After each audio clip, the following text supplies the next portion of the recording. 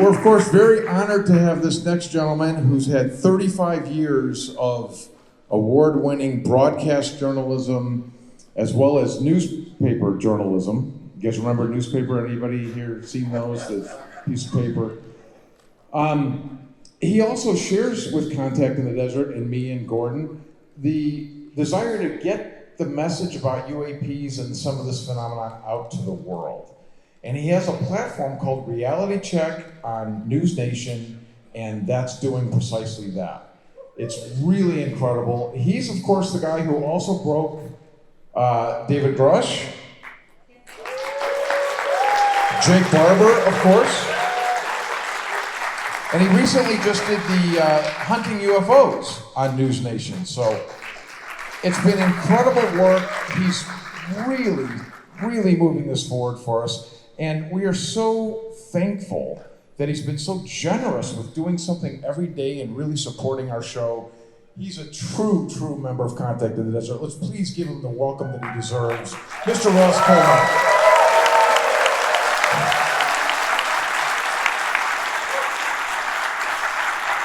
Thank you. Thank you so much. Look, I have to say, as a journalist, I get very uncomfortable with the incredible degree of goodwill and kindness that comes from everybody here at Contact in the Desert. I'm so unused to it, you know. When I first started writing my book, and I was agonizing about this phenomenon, this mystery of UAPs, and I'd gone through that ontological shock of realizing that the people who I thought would tell me that this was all rubbish were actually saying to me, Ross, this is real. You need to take this seriously. And these were people in intelligence and defense, because I've worked at a very high level in covering horrible wars and national intelligence stories. I broke a story many years ago, actually to my embarrassment, 31 years ago, that revealed the existence of what's called the Echelon Communications Surveillance System, which is a worldwide surveillance system of all electronic communications by the Five Eyes Alliance. And it led me into a world where I developed contacts, people who were prepared to open up to me and exchange ideas about what's really going on in the world. And it was fascinating because some of those people kept in touch with me and they were telling me that this was real. One thing, though, that I have to admit I steered clear of in my investigations was a very taboo subject, the most taboo subject inside the subject of UFOs, UAPs. And that's the story I want to talk about today. It's the vexing issue for me as a journalist of how to cover abductions, military abductions, people who describe often, let's be honest about it, ridiculous-sounding encounters with non-human intelligences. And it's funny, you know, because one of the things I've noticed as you get more high profile in this subject is there's a lot of people in UAP social media who are no doubt well-intentioned, and they completely, I think, out of a good sense of kindness in pushing the issue along, they often misrepresent what I'm trying to do. I'm probably guilty of oversharing at times because, for example, just the other day I did an interview with somebody and they said, what about this 2027 date? And I said, oh yeah, I'm hearing about that. You know, there's a few stories. What are those stories? And of course I related a few of the stories that I've heard. And then the next thing I know, it's Coulthart says 2027 is going to be a catastrophe. And I really honestly have no idea. And I want to caution you all, a journalist, is only ever as good as their sources. We get things wrong. And I'm not saying I'm wrong. I just want to caution all of you that I'm only as good as the people who I'm trusting to share me information. And so with that, I want to take you down the rabbit hole of what I'm currently interested in. I've recently dipped my toe into the water of this most ridiculed and stigmatized area of anomalous phenomena. People who claim to be experiencers or abductees, people who assert they've had what's called sometimes a CE5 experience, a communication or an interaction directly with a non-human intelligence, allegedly, which they say often is terrifying. Sometimes the people describe being hurt, abused, or experimented upon by apparent non-human beings. I was interviewing Whitley Strieber yesterday, and thank you to Whitley for being so kind and generous with his time, and I was so excited to meet him because I loved his books when I was younger. But like everyone, when I was at university, I giggled too when he started talking about rectal probes. And of course, it's gone into the vernacular that, if you get taken by aliens, you get rectally probed. But when you think about it, it means that if it's true, this poor man has been victimized, vilified, and ridiculed for decades now for telling what he experienced. Now, the question in my mind is, how do I deal with that experience? How do I deal with what Jake Barber described to me when he did an interview with me in January? He had this encounter with a feminine divine. And was it a genuine feminine divine? Was it something awesomely benevolent and loving, as he describes? Or was it, as Whitley at one stage did suggest, and we discussed this yesterday, was it the phenomenon being deceitful, trickery? So who's right and who's wrong? How do we assess if the people describing these reported experiences are being deceived or misled?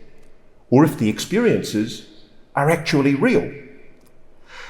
I'd like to welcome in the audience here a good friend of mine, Colonel John Blitch, who made the courageous decision earlier this year to describe his own abduction experience in his interview with me in the Jake Barber special we did for NewsNation. It was quite something to hear John, who is a former Pershing II nuclear missile battery commander, a former Special Forces detachment commander, and a former troop commander at the Combat Applications Group, which you probably all better know as Delta Force.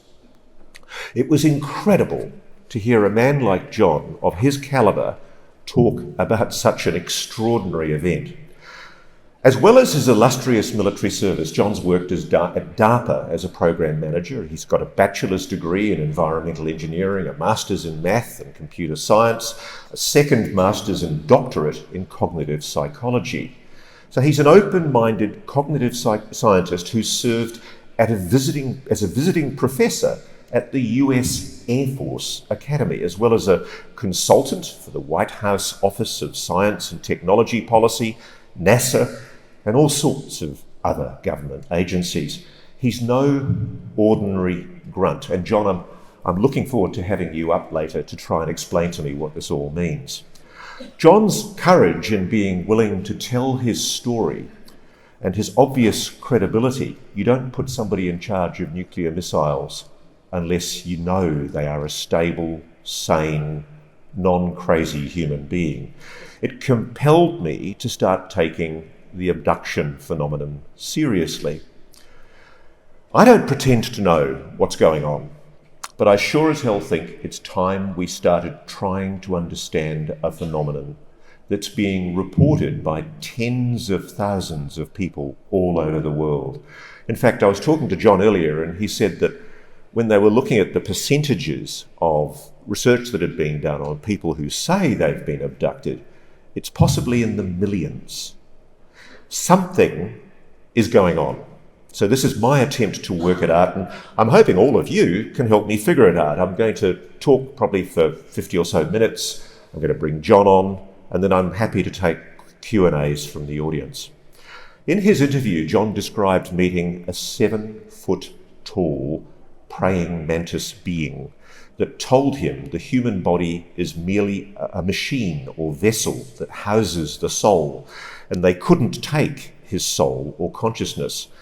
He told me how he suspects the entities use weather phenomena as cover, that they're highly technologically advanced, that they can manipulate human memory to minimize trauma. He described missing time, 5 hours lost, which was supposedly a 1-hour bike ride. I've collected now literally thousands of these kind of accounts since I expressed interest in investigating these encounters. I have to admit, it's felt almost paranormal to have people from all over the world tell me that they felt an absolute urge to reach out to me. And I go, what do you mean? And they said, I just know I have to tell you this. And I have to admit, sometimes it's actually got really annoying. I'm not exaggerating when I say I've been getting somewhere between 10 to 15,000 emails a week since the Jake Barber interview. And a huge number of them are from people who've suffered what they describe as abductions, MyLab experiences, often frightening and confronting encounters with some kind of non-human intelligence. So I'm wrestling with how to report and indeed whether to report and investigate these experiences. Are they real or are they some kind of induced memory of some kind? What the hell is going on? John's championed other military personnel, and you've all heard their stories. Terry Lovelace, Mario Woods, Jeff Goodrich and Bob Jacobs. Are they all deluded or mentally ill, as the debunkers often like to suggest? Now, for me, as a journalist, the dilemma in trying to make sense of these subjects is, what on earth are we as investigators meant to make of these encounters and abductions? Are they real, or are they perhaps some kind of induced manipulation of our perception, perhaps a Slide 9 event?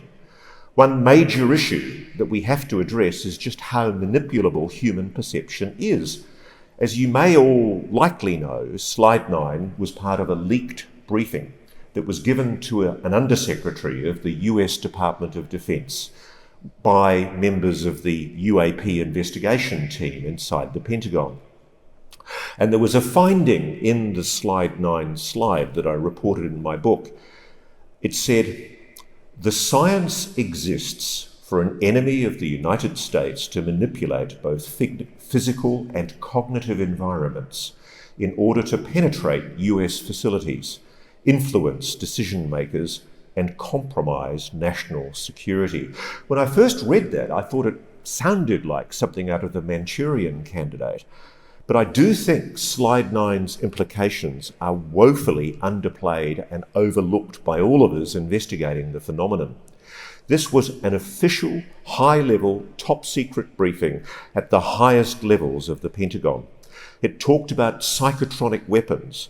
These aren't meant to exist, of course, but they're devices that are claimed to manipulate or harm a person's psychological state, thoughts or bodily functions using electromagnetic waves, infrasound or other non-conventional energy forms. Slide 9 also talked about wacky stuff, alteration, manipulation of biological organisms, anomalies in the space-time construct, unique cognitive human interface experiences, whatever the hell they are. And importantly, it acknowledged in this secret briefing, Defense Department has been involved in similar experiments in the past. I keep on coming back to that.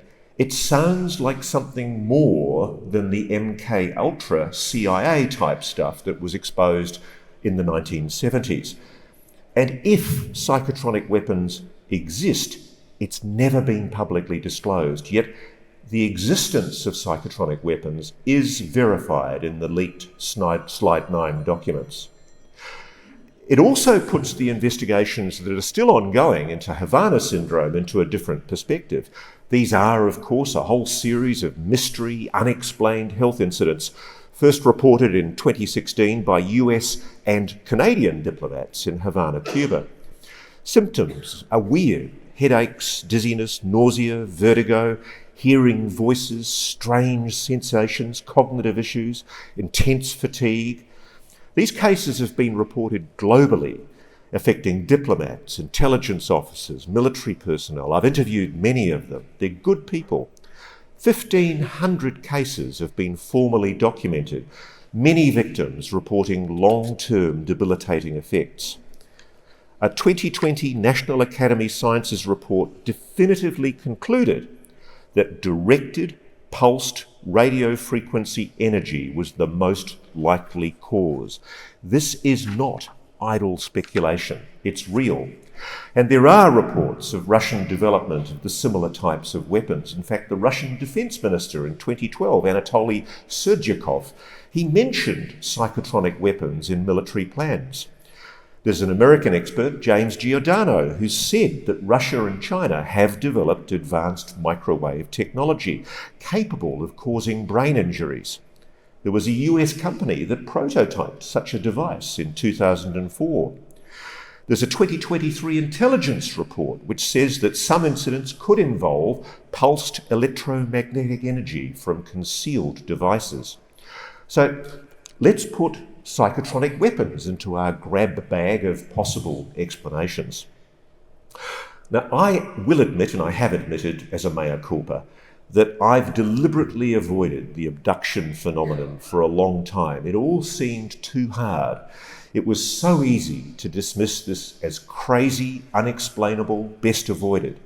I just didn't want to get into the inevitable conflict of suggesting that these so-called experiences were fabulists or mentally ill. It seemed so crazy an idea that it was easier to focus on the sensible stuff of UAP research. Sensible things like radar sensors, videos, corroborated by witness reports from credible, unbiased people like pilots and the like. I acknowledge now it's kind of a funny double standard because we all know from AI just how easy it is now to fake plausible looking videos and sensor data.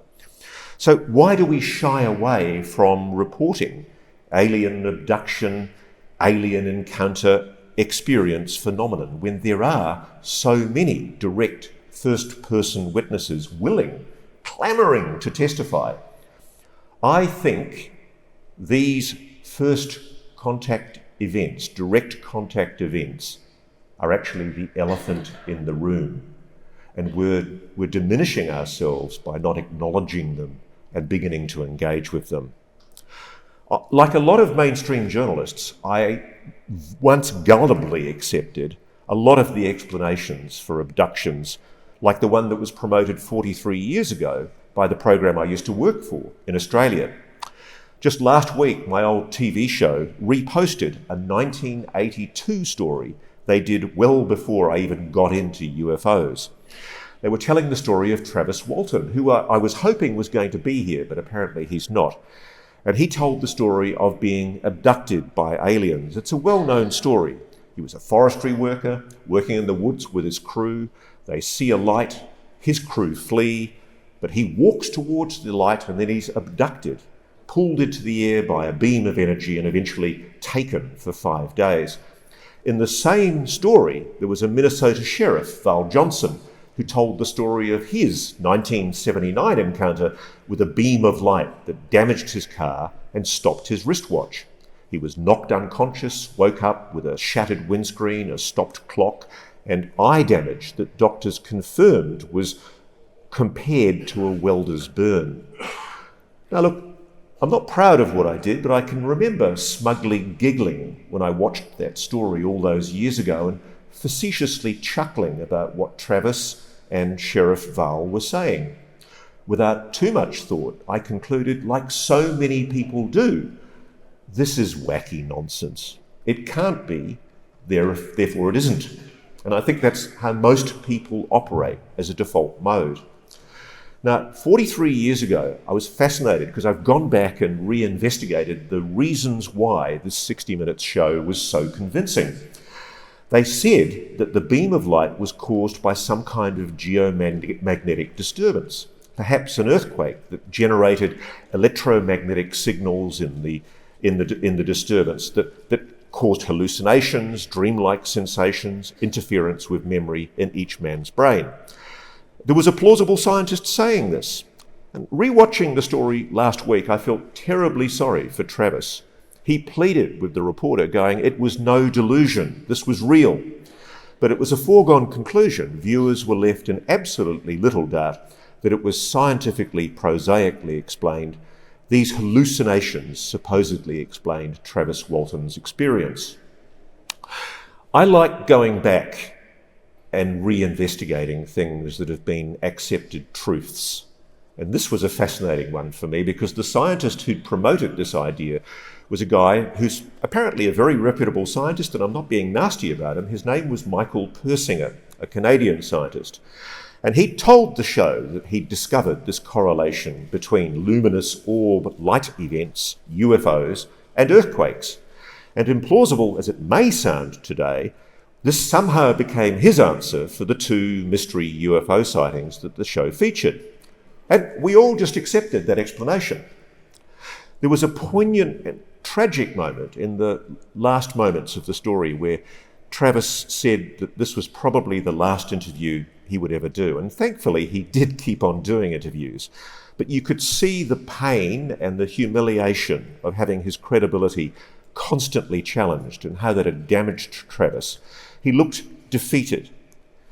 Viewers had been invited to conclude that Travis had deluded himself because he'd been knocked unconscious by some kind of natural light event, perhaps caused by earthquakes.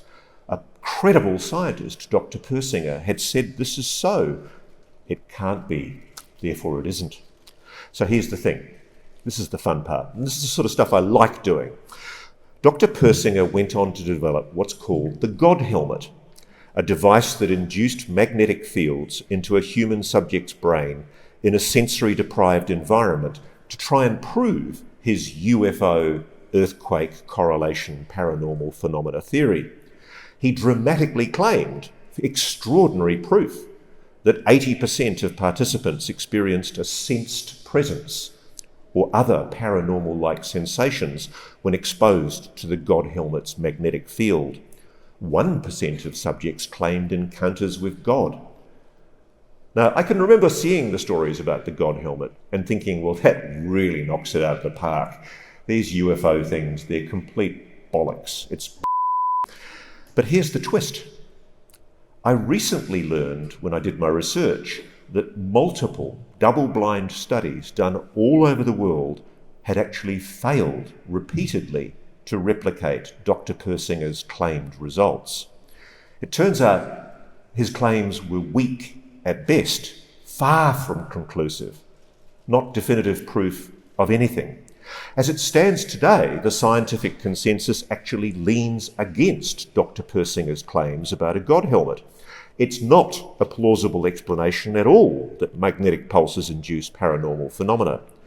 But the skeptics loved him for providing what presented, at least initially back then, as a plausible sounding explanation for the phenomenon. And it's funny, I didn't see it at the time, but there was a great BBC series where Richard Dawkins tried to use the God helmet to induce this phenomena, and guess what? It didn't work.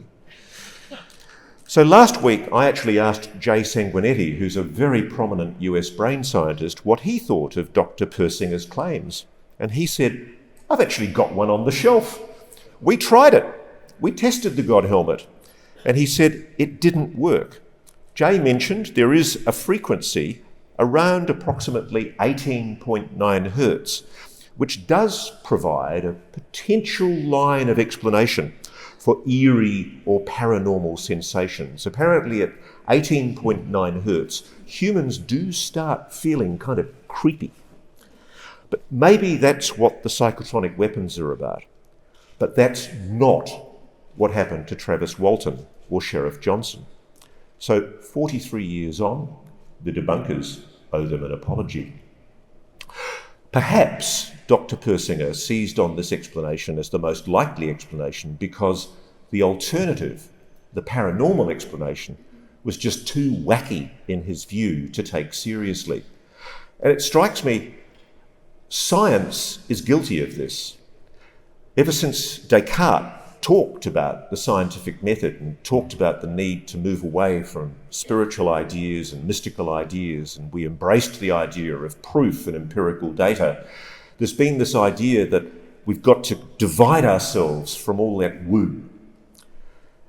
It struck me that the journalists that had actually gone to the trouble of reporting the doctor's claims never actually went to the point of verifying if there even was a bloody earthquake or disturbance in the area where Travis Walton or Sheriff Johnson were taken. then there was no proof. I actually went back through earthquake records recently, and there was no geological disturbance in either area at the time. And that's pretty much, that kind of failure is how most journalists and many scientists have reported the issue of abductions and alien encounters for most of the last century, seizing on to the first remotely plausible scientific sounding explanation that might conceivably allow us to dismiss the reported experience as a hoax, a delusion, or an induced hallucination, because considering the alternative explanation, the paranormal explanation, makes us uncomfortable. But is that good science? I don't think it is, and it's not good journalism. We have to consider the alternative. A few months back, I talked publicly about how I was starting to get messages from people. And look, I did it in a kind of a piss take. I talked about the fact that there were people telling me that they'd been talking to blue aliens. And I did it with a kind of a giggle. And then, oh my goodness, all over the world, Africa, China, Russia, Europe, America, Britain, a fire hose of people, it's over 1,100 people now, told me they were in communication with blue aliens. And they're telling me of incredible experiences of their encounters with purported non-human intelligences. It all started because one friend, and you might have heard about him, I'm not going to name him or embarrass him here, but there are multiple people like him now who are claiming to have this experience. He described waking up one morning and he'd had a lucid dream where he'd dreamt about quantum physics. And he admits he's never studied mathematics, he's got no science training, but he woke up and he had this incredible desire to go and read quantum physics papers, highly advanced postdoctoral quantum physics papers. And he understood them. He could see the language on the page in front of him. He could decipher these equations and understand them like a language. And I've spoken to people who've engaged with him, some of the world's top physicists, some of the world's top quantum scientists, and they've said to me they cannot explain how somebody with absolutely no training can have this understanding that it took them years, decades to acquire. I'm told they were blown away by his level of knowledge without any training at all. He's now working in cutting-edge science, advanced physics experiments, propulsion, energy systems. So where did that knowledge come from? Before I started to write a book on UFOs, there was another book I was really interested in writing because right through my journalistic career, I've met a lot of really fantastically interesting people who tell me they've had creative moments. I once interviewed Paul McCartney, and he talked about how he had a download where he wrote one of his songs. I've long been interested in the idea of downloads. If you read the biographies of inventors and thinkers who've come up with creative ideas, breakthroughs, discoveries, philosophical insights, there's often a common theme. They had a dream, a flash of intuition, a moment of insight, a download. This phenomenon is well documented across history. Many describe these experiences as ideas emerging fully formed, as if received from an external, non-local source. The notion that these insights might stem from a non-local consciousness, a collective or universal field of information accessible to human minds, has intrigued both mystics and scientists. And I was thinking of writing a book about that, and then I got sucked into this crazy UFO subject. Some of these scientists are fascinating. Dmitry Mendeleev, the guy who conceived the periodic table of elements, he reportedly fell asleep in 1869 and dreamed of the table where the elements were all arranged by atomic weight, revealing patterns. All he did when he woke up was write out what he'd seen. It became the cornerstone of modern chemistry. Mendeleev stated later in his life, "I saw in a dream a table where all the elements fall into place as required. Awakening, I just wrote it down." Now, the default scientific explanation would be that this dream was synthesized in his meat computer in his brain from years of conscious effort, suggesting the subconscious mind had organized complex data during sleep. But is that the case? There are so many examples. I could talk about this all day. There was the chemist who conceived the benzene ring, Auguste Kukuli. He had a dream of a snake biting its tail, the shape of benzene. Nikola Tesla, the inventor of alternating current, so many inventions. While walking in a park in Budapest, he visualized a rotating magnetic field that came to him in a moment of intuition. That led to the invention of the AC induction motor. He actually said, "The motors I build, they were exactly as I saw them. I made no attempt to improve the design. I merely reproduced the pictures as they appeared to my vision." There's another one, Srinivasa Ramanujan, an Indian mathematician, and he actually attributed his profound mathematical insights to an Indian goddess, Namagiri. He claimed she appeared to him in dreams, presenting him with formulas and theorems.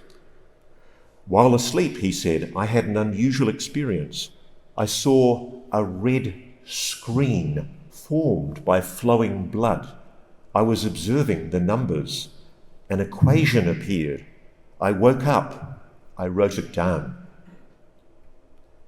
Albert Einstein imagined riding alongside a light beam.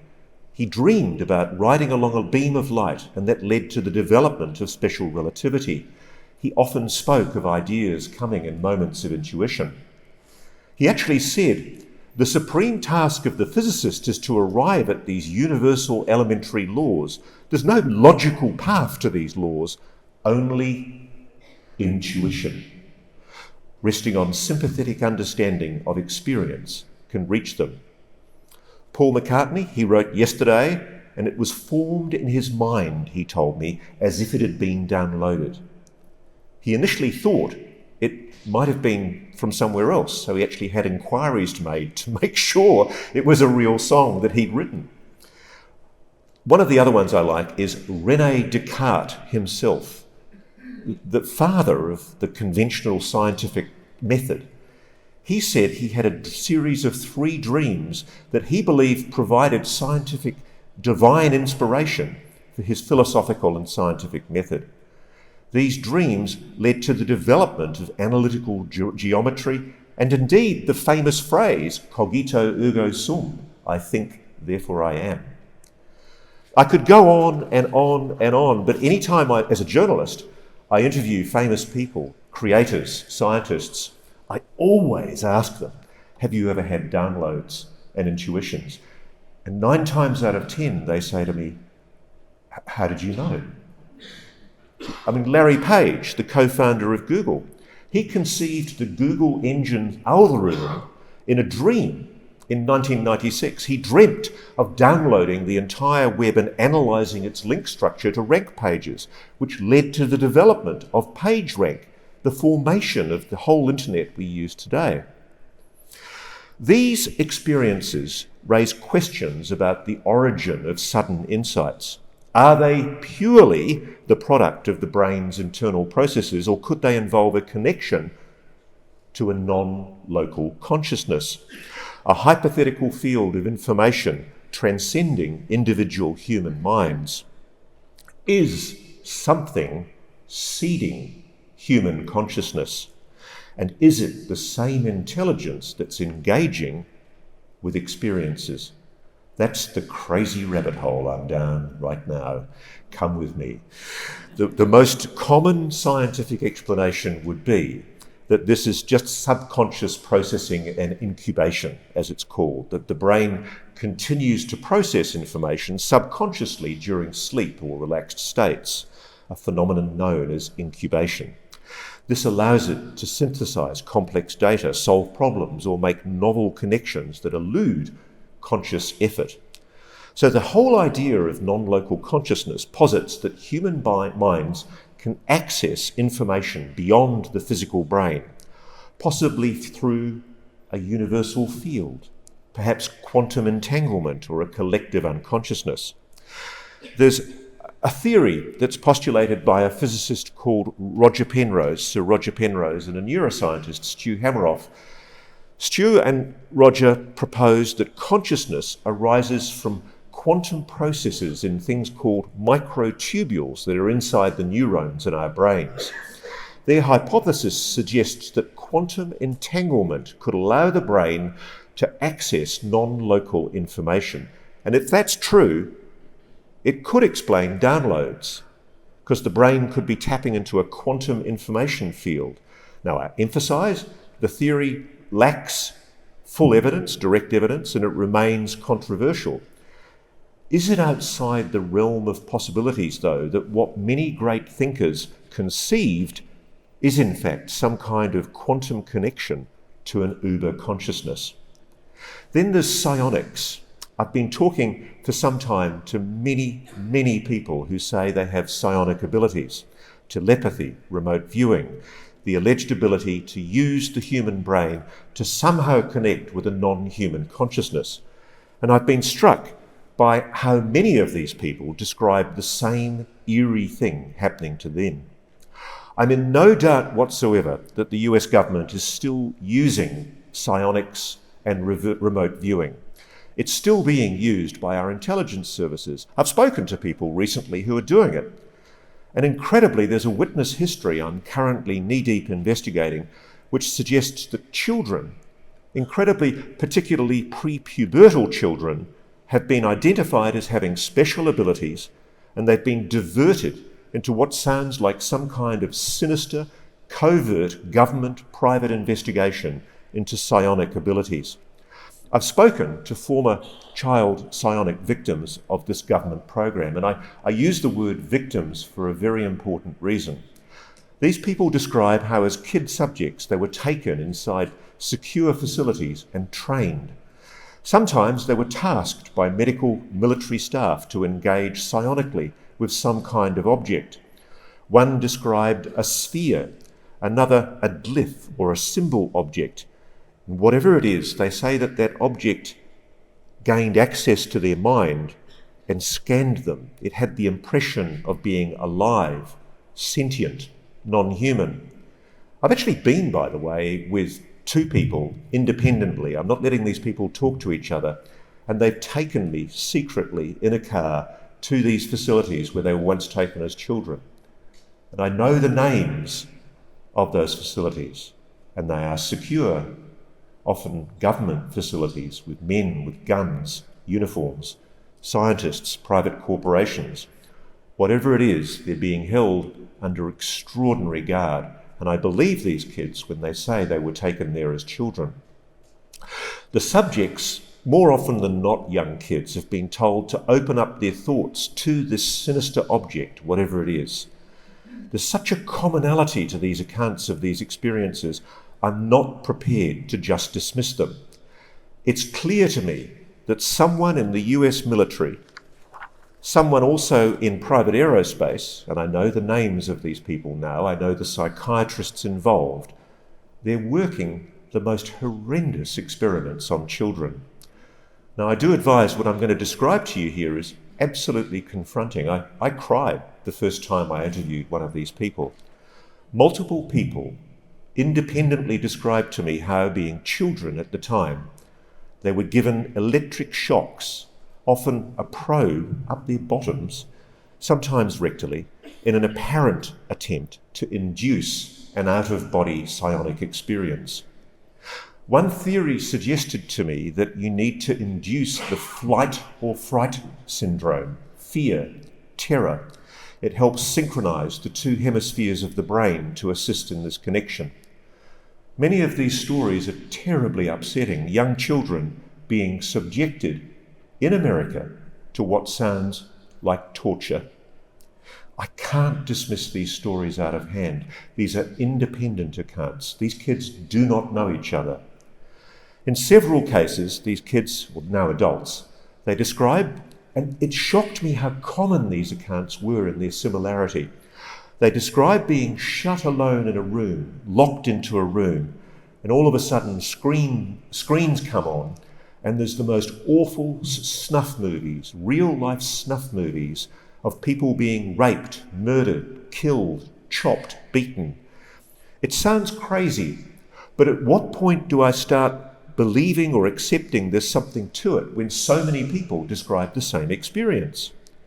If these children were abused, which I have a horrible suspicion they were, there's no doubt in my mind that the debunkers will insinuate that these are confected, recovered memories prompted by suggestion and confirmational bias. I've seen so many child victims of sexual abuse carved up in court by clever lawyers for the same reason.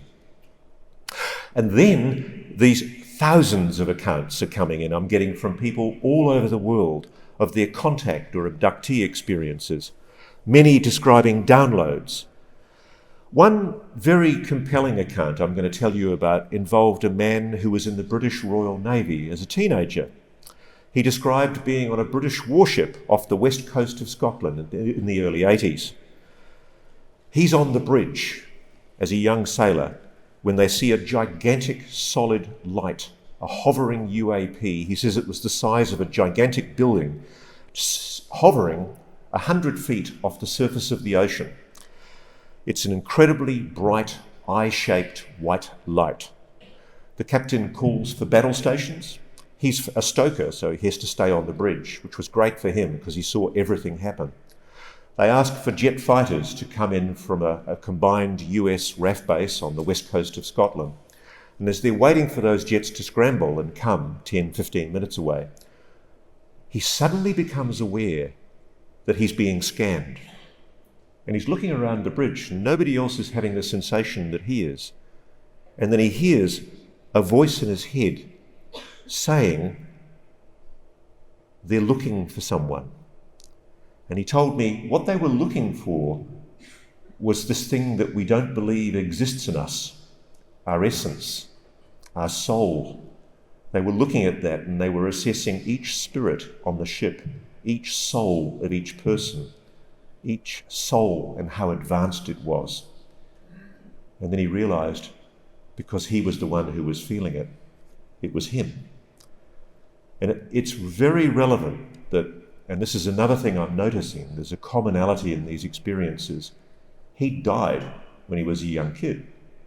He'd had a near-death experience where his brother had accidentally hit him with a golf club. It had broken his skull wide open, his eye was sitting on his cheek, and he died. But he heard a voice telling him to come back. But he told me at the time, within a day of that experience of being telepathically connected with on the bridge, he had all these downloads coming into his head and he couldn't cope with it. He said it was blowing his mind apart and he had to slow it down. He said it was like a movie being played fast in his head and he could see visions and ideas and he just couldn't deal with it. He was I think 16 at the time. 2 years pass. He's totally and utterly depressed. He's stuck in the Royal Navy and he's thinking of killing himself because he's got 2 more years or 3 more years to serve. And he's in a really low state. And he's on a train going back to a place, I think it's called Fallaine, which is where the ships dock up in Scotland. And it's a direct train trip all the way to Scotland. And then all of a sudden the train pulls into a siding, totally unexpected. And I'm telling you this story not because I necessarily believe it was true, but because this is so typical of the literally thousands of messages I've had from people. As he's watching, concerned, a man walks on in the robes of a medieval monk. And he says the guy had a face that had clearly seen a lot. He had the look of a warrior. And he was so wary of this guy, and he'd just, because he was thinking of killing himself, he'd sworn that a whole bunch of army guys who'd tried to befriend him, and he'd told them to F off and get off away, go away from me, and they'd gone down the bottom of the carriage. And he had the impression that this monk, whatever he was looking for someone. And he walked past him and he tucked himself in. He tucked himself in behind a little padded area on the train so he didn't see him. And then he watched as the guy goes down, the monk goes down to these group of army boys, and he said it was really strange. They didn't seem to see him.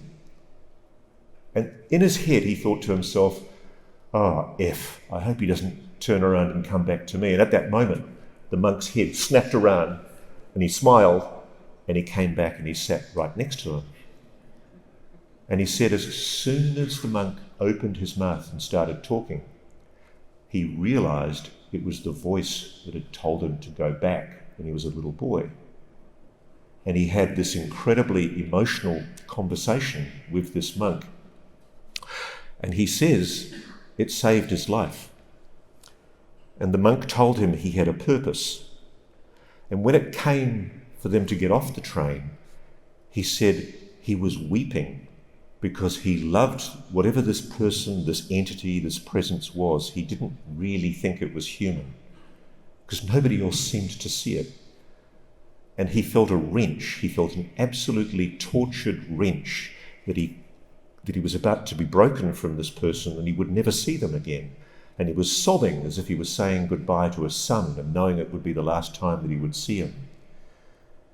And then as he shook his hand one last final time, bang, he just describes this bolt as their hands connected. And then the downloads came in with absolute clarity. And he started getting these downloads. Now, that is the mystery. He believes that monk was an intervention.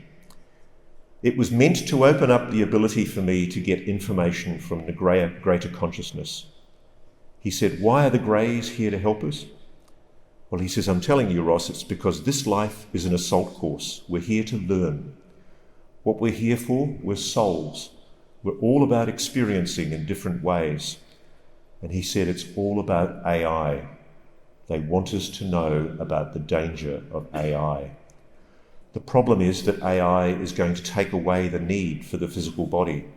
It will evolve us into not being human, carrying on as advanced AI. The good guys, he said, the angelics as he calls them, this guy that came to see me, they're trying to stop certain planets going the route of AI. We need our bodies. They want us to have this physical experience on the planet. Basically, the way for God to evolve us is to produce a dimension, a physical dimension like an assault course, where everything is a frequency, nothing is real, and it produces a vessel for the spirit to grow in an experience. If the soul just sat in its own pool, there would be no growing. And there will come a time when our spirit is so advanced, we hardly need any vessel at all. And when you get there, you become angelic. He told me a lot of things, and I'm working on a story with him. And I'm also working on a story with 1,100 other people who tell me similar stories. But you know what? Right now, I'm going to invite my good friend, Colonel John Blitch, to come up on stage and tell me what the hell it all means.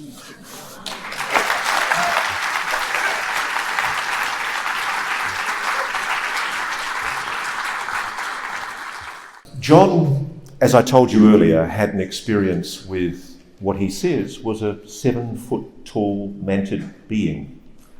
And I just want to emphasise to people, probably, 50 years ago, John, you were a young officer and you were put in charge of nuclear weapons. If you were crazy, could you have started World War III? Well, I don't know. You have to ask my wife that, and she might respond in a different manner than me. But yeah, it's possible, and that's what separates PRP qualified military witnesses from others. PRP is the Personnel Reliability Program. I mentioned that in a previous interview. And what makes us different is, when John Mack screened his folks, his abductees, and sort of eliminated mental illness from that crop, what puts PRP a little bit higher than that is I had to monitor folks' daily. So it's not a one-time pass, and then you can go crazy and then start World War III. But you're basically someone who was assessed officially, and this is the unusual thing about it. He's officially assessed by the US Army as being mentally competent to be in control to make an independent decision about the deployment of nuclear weapons, because those weapons, they're bombs. You stick them in a gun and fire them, they're going to go off. And you could have done that any time. Sure, but I've got to point out that there's also another critical component of nuclear weapons release, and it's called the two-man rule. Sure. And don't take it from me, it's not just me. Bob Salas gave a talk yesterday about his experience, and so it takes two of you to struggle with it. That's very reassuring. What's going on? Well, for me, Ross, it's all about the nuts and bolts of the abduction experience. You know, it's got this flavor of just, it's all dreams and dreams of mentally ill people. But I've got an acronym that I use to capture the nuts and bolts because there's so many of them. It's Bibi Cadaver. And Bibi is blood, implants, bruises. CAD is corroborated absence during daylight. And then ABBA is anomalous behavioral aftermath. So you brought up directed energy and, you know, the Savannah syndrome situation. And I would concede, if we were on a panel of other neuroscientists with piled higher and deeper credentials, that directed energy could possibly create one of those five. You could probably make your nose bleed, but then would you be able to function afterwards, like most Savannah syndrome folks do? But that doesn't, you know, directed energy, unless it's you're beaming something into somebody's body, that doesn't inject an implant inside you that Roger Lear measured was emitting in the electromagnetic spectrum. It doesn't create bruises, especially weird anomalous bruises, the three that I mentioned in our article. I don't want to put you on the spot, but without naming names, have you had any acknowledgement at the extremely high levels you've operated in government of the fact of abductions, and what do you think is the role of abductions with the US government? Yes, I have received direct confirmation from a source that will remain unnamed, and I hate to do that type of thing because I've never been read in on anything, so I'm not doing it to protect myself. But yes, the government is absolutely aware of the abduction phenomenon, and it is at the very nexus of the entire cover-up, in my opinion. Is it real? Absolutely.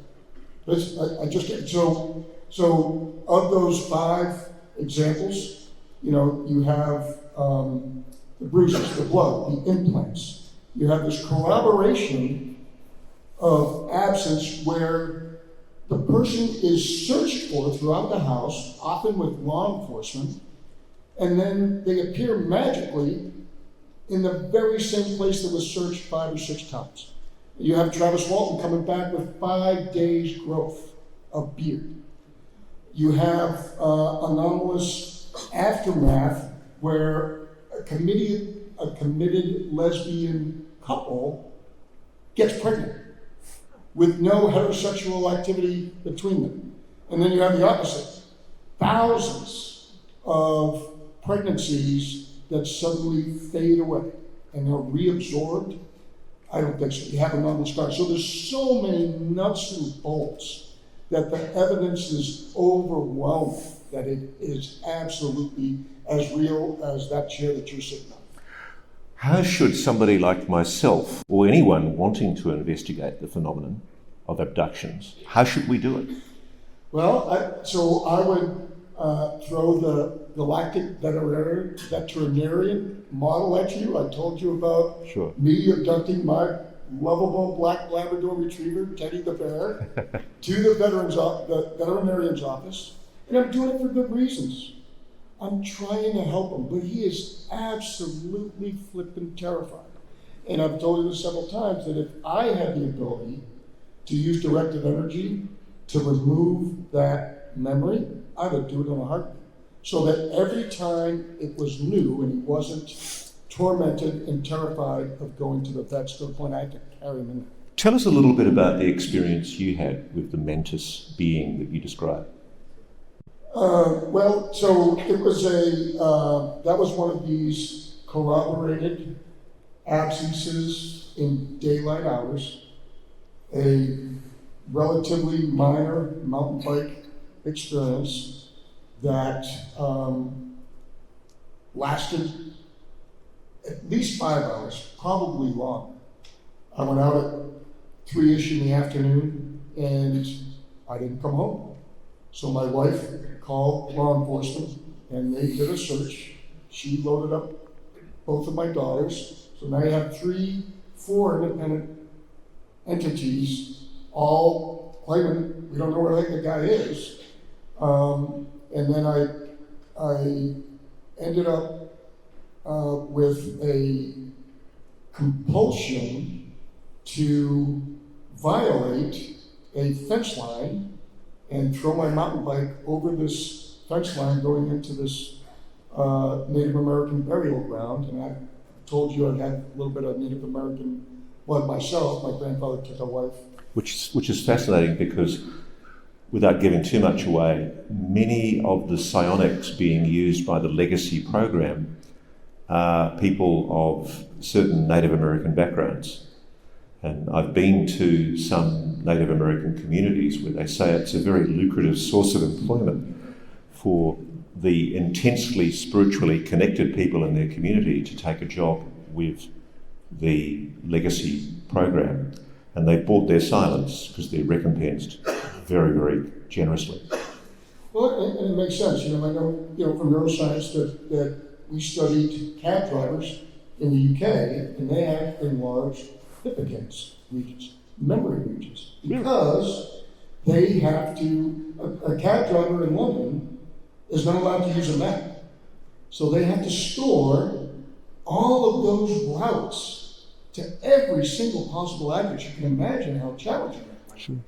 And so we know that from that training, they have an enlarged section of their brain. So if you exercise psychic abilities, we used to call it ESP, psionics, just the latest thing we're calling it, it would make sense that you might have a group of folks who have not been bludgeoned into submission from grade school all the way on, that ignore your intuition. If they were privately exercising that, you're going to build it just like you're going to build a muscle.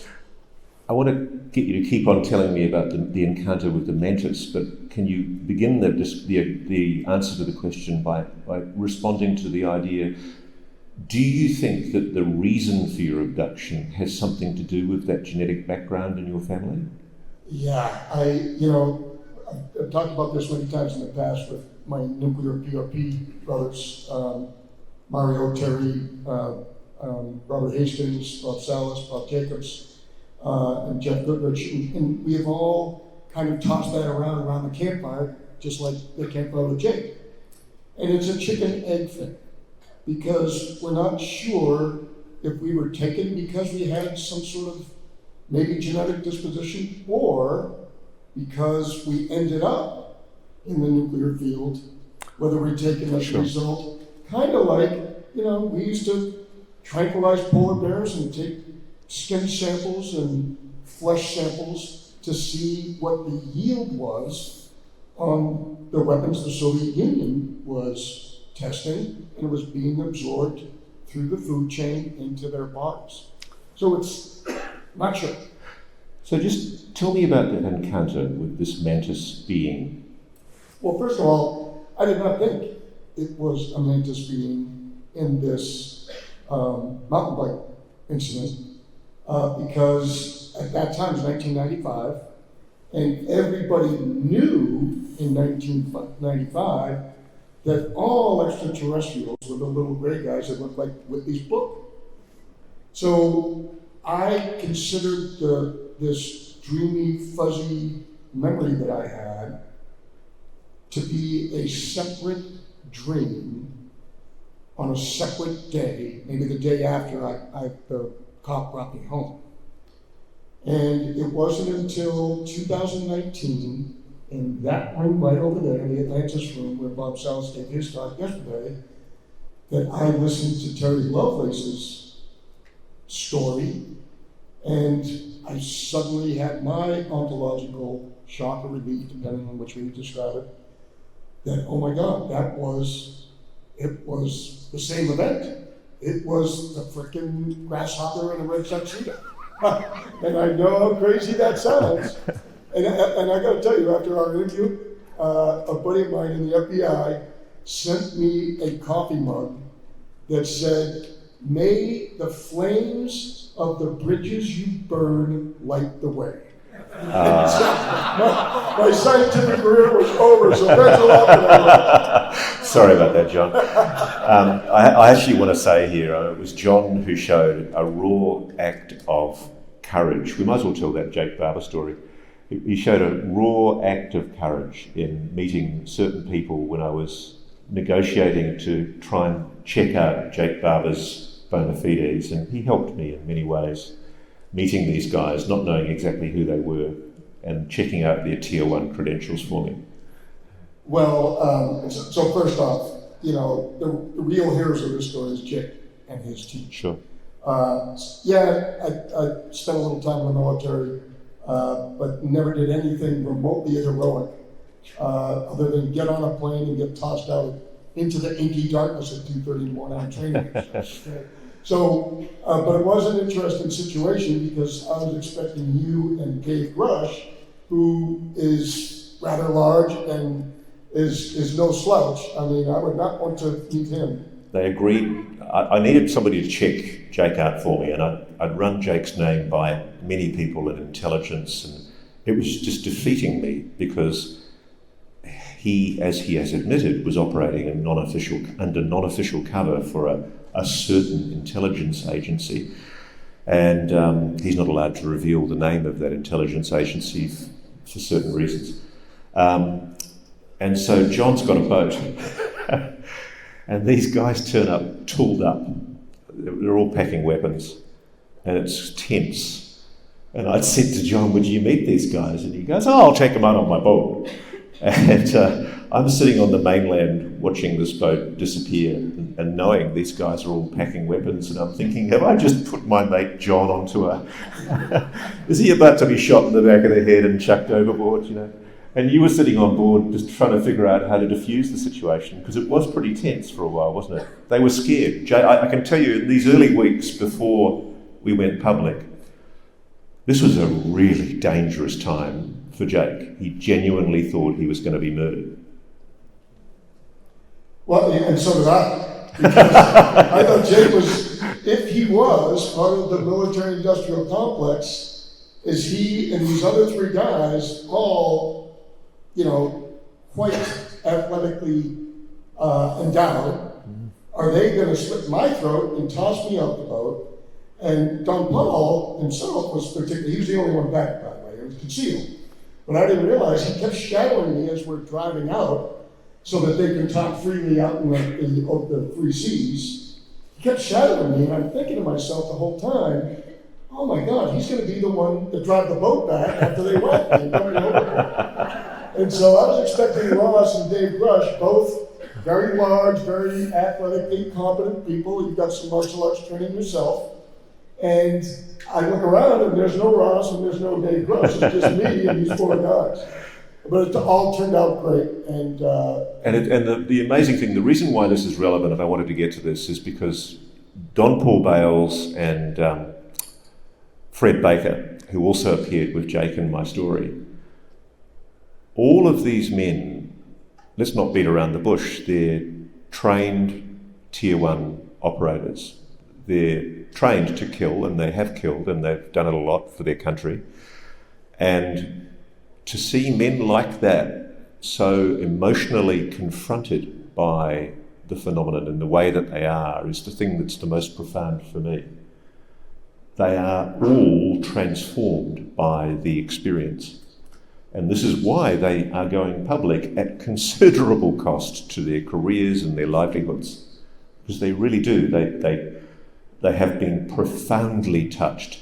Again, though, like every one of you people who say that you've been abducted. I'm struck by how so many people I'm talking to have this sense of mission, of purpose. They want the public to know.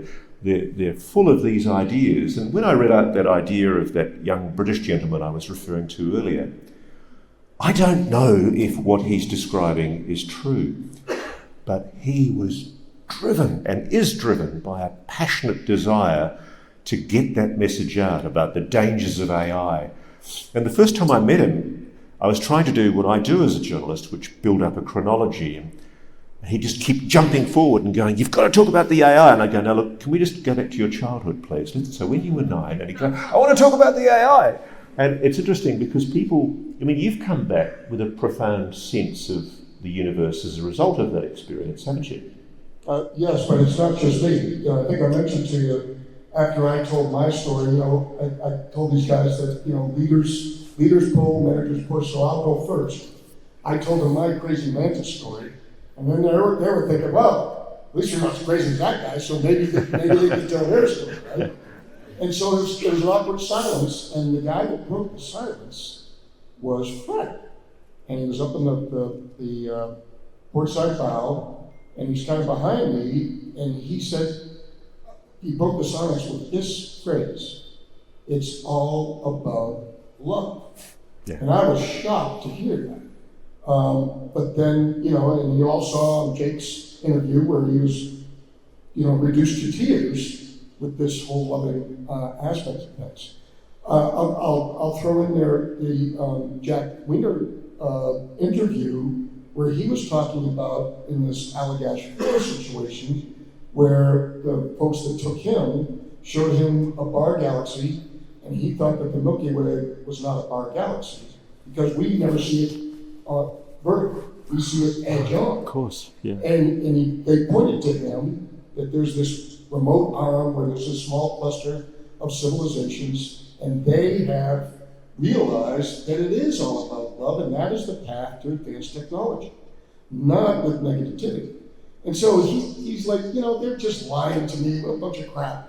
And then 10 years later, he becomes, as a result of his experience, an amateur astronomer, and he gets this magazine, and voila, here's the Milky Way looking orthogonally, and it is a bar galaxy. And so he has this revelation that it is all about love. And then you have my anomalous behavior that I think I mentioned to you, that after that experience, I would not let my wife or either of my daughters kill any insects. Now, that's another aspect. Maybe it wasn't a graveyard. Maybe it was this doggone big grasshopper. Because it's this compulsion. And so, I radically changed my thesis from, doing a fiducial target for navigation on Mars to rescue robotics. And that changed my life into going from, building killer robots for the DoD to rescue robotics, which I had my 5 minutes of fame for at the World Trade Center, until I became a mantis guy. Thanks for that. Because it's all about love. Now listen, I'm conscious that we've got about probably just under 15 minutes. I obviously want to give everybody an opportunity to ask a question, either of myself or of John, if you'd like to. So could we possibly set up a microphone so that people can come and ask a question? And I'll try and keep an eye out. We'll keep on talking, but basically if anybody would like to ask a question, just come up to the mic and fire away. It's in the center of the house. Oh, it's in the centre of the house, okay. I can't actually see. So if there is somebody there that wants to ask a question, ask away, please. In the meanwhile, I wanted to mention one more thing. I've been also recently assured that Skywatcher, Jake's organization, has a very rigorous non-aggression pact that everyone has to sign. Yeah, I was told they actually they swear an oath, or they do some kind of a semi-prayer, a short meditation before they begin. The only thing that worries me, and I haven't obviously been on the range with them, I'd love to, But it's the fact that they do have weapons, and I wonder whether the presence of weapons might actually scare the phenomenon away. Yes, at least according to Jake, it's not, the weapons are not to be used against them, wherever they are interdimensional, from the future, like Masters makes, and he does a very compelling assessment of that. Yeah. Or wherever they come from, it's not about them, it's to protect against other humans who are interested in being space pirates. So that's how it's been explained to me. Right. Okay, well, I can see some people up there now who are keen to ask a question. Ask away, please. Hi there, I'm Leslie from San Jose. Thank you for sharing your personal experience. I'm single, and I only want to date believers, so look out. I'm coming after you, sexy nerds. You're talking to Ross. He's married. My question is, if I meet a non-believer, handsome guy that I'm interested in, what's one thing I could tell him that's really going to change his mind? Oh. So I'm just going to give you that acronym again. Bibi Kadaba. Do you know what that is? Thank you so much. Abracadabra. I hope I find something. That's magic. Bibi Kadaba.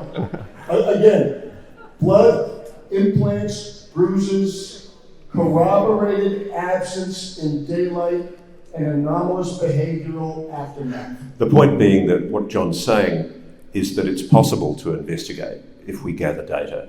And I think I'd probably add to that, for me, one of the reasons I'm starting to engage with this issue, even though I'm terrified of getting into it, because then you'll have every nutter on the internet saying, Coulthart says abductions are real. I have no idea if abductions are real or some kind of induced phenomena. What I do think is that we need to engage with it and try and scientifically understand it. Next question, please. Hi, Ross. Regarding that very compelling video from a few months ago, the green egg-shaped UFO that was captured, what's become of that? I haven't heard any more since that last episode from your show. Well, what do you mean, what's become of it? Has there been any, did they discover what it was, where it was from? Has there been any... Oh, no, well, I mean, it was an egg retrieved on a retrieval, basically. I mean, it was from a retrieval operation in a place that we're euphemistically referring to as the range. It was independently procured separately from Jake Barber through other sources. But basically, that is one of many, many retrievals. One of the difficulties the Defence Department has, and I think one of the things that's misunderstood by a lot of people is when somebody like Jake Barber makes a decision to go public, they take insurance. And the Defence Department knows it has to be extremely careful because at the moment, the level of disclosure hasn't been wholly catastrophic for them. I think they might think that they can manage it right now. But if they were to start attacking the character or the veracity of certain people, I think all hell would break loose and other videos might come to light. Can I augment that, Ross? Because you are a hero in my book as well, because you have accepted this on behalf of Jake by giving him that publicity. So thank you.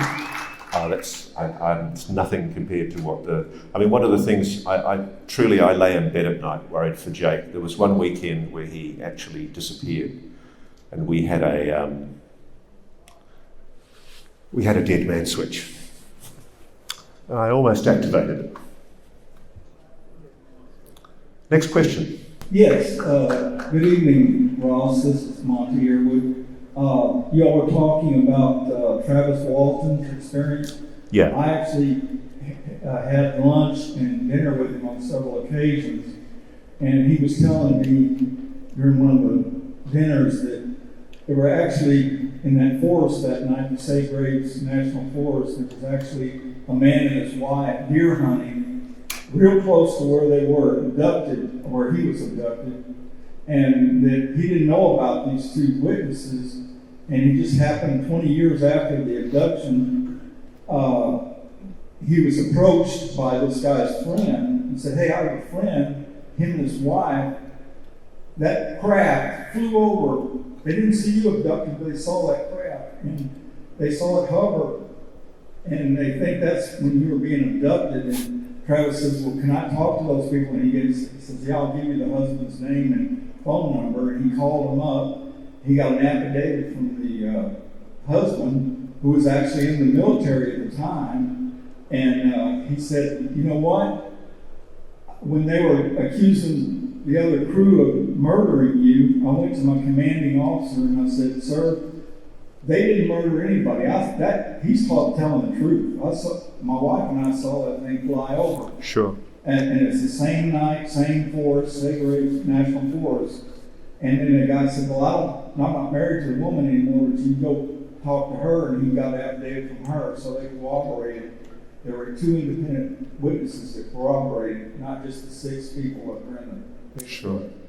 No, I imagine if we've spent decades vilifying and ridiculing. I really felt for Whitley Strieber yesterday when I was interviewing him, and I made a stupid joke. I said he'd been the butt of jokes, and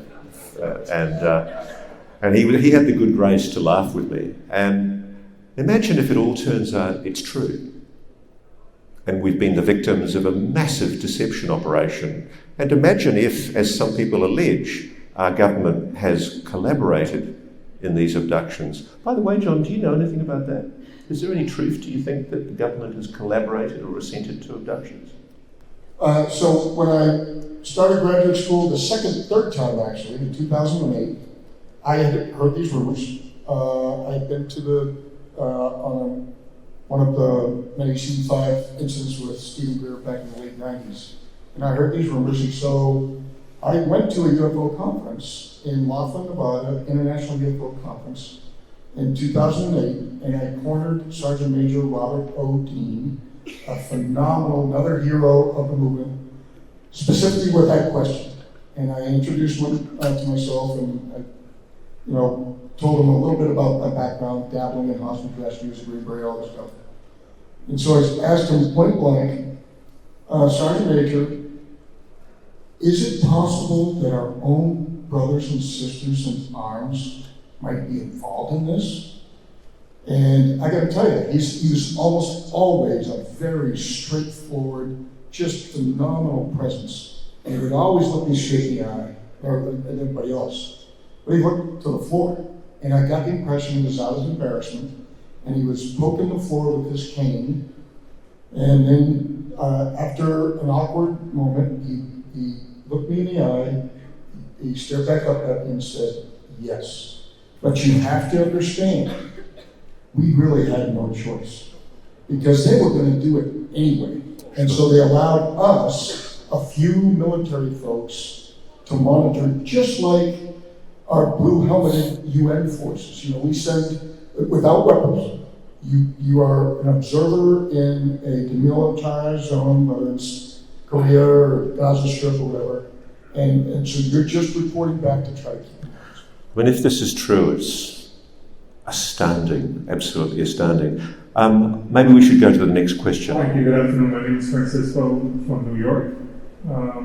A famous contactee, Darrell Anka, who channeled Bashar, claims that the Greys in the hybridization program asked the praying mantis species to assist them because of their wisdom, and they called them, quote unquote, the facilitators.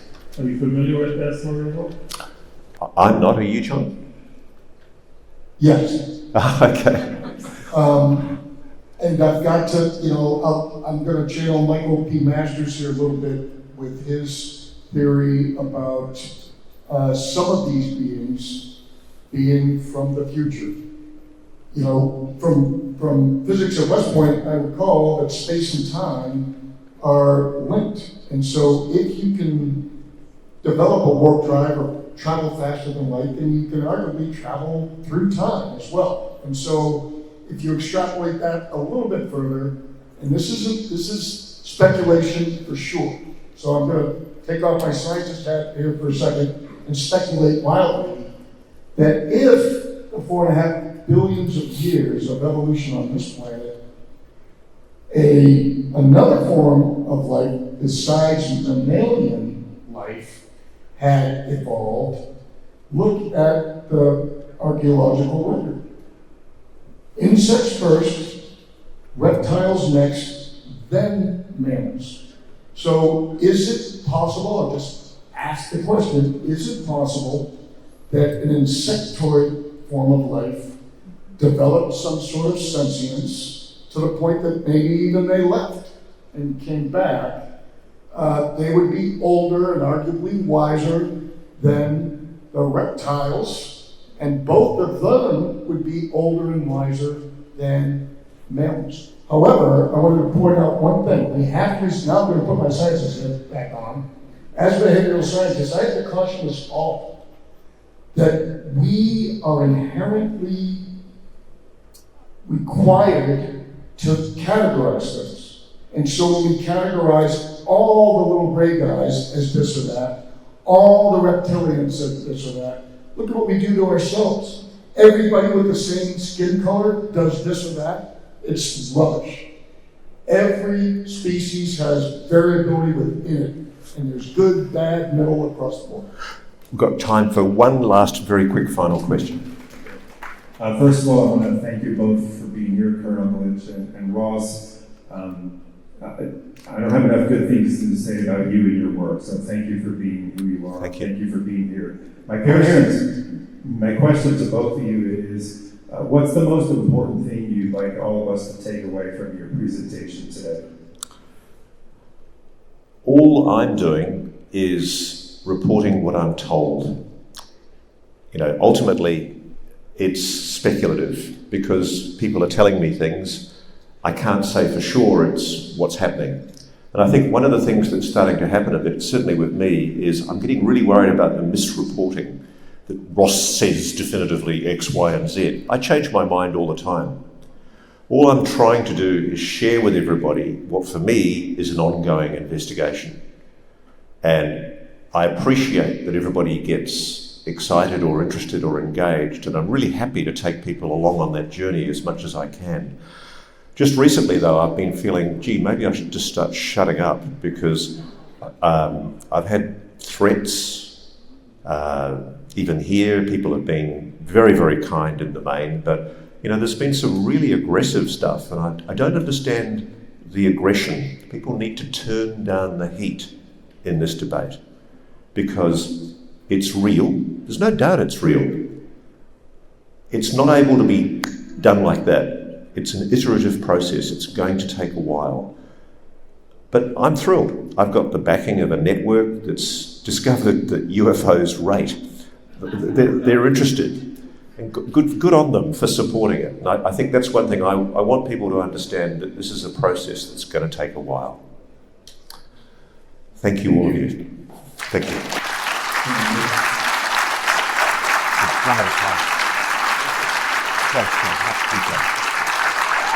Just want to say thank you to John Blitch, Colonel John Blitch. What was the answer? That's the answer. Go. Thank you for watching. Subscribe below and download our NewsNation app right now on your phone, and you will get fact-based, unbiased news for all Americans.